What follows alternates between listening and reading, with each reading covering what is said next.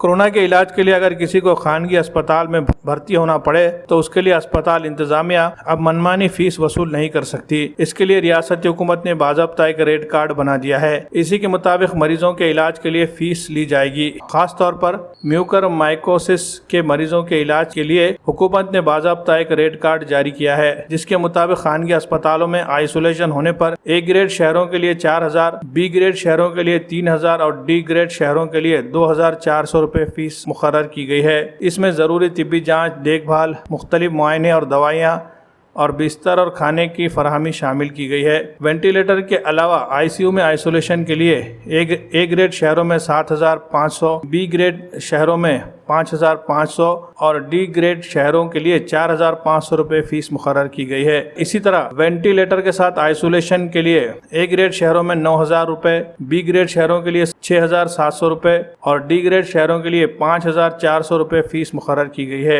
A grade شہروں میں ممبئی مہانگر پالیکا، میرا بھائندر، کلیان، ڈومبیولی جیسے بڑے شہر شامل ہیں، جبکہ بی گریڈ کے لیے اورنگ آباد، بھیونڈی اور ناندیڑ جیسے شہر، جبکہ ڈی گریڈ میں دیگر چھوٹے شہر شامل کیے گئے ہیں۔ ریاستی حکومت کی جانب سے مقرر کی گئی فیس سے زیادہ فیس وصول کرنے پر متعلقہ اسپتال انتظامیہ کے خلاف کارروائی کی جائے گی۔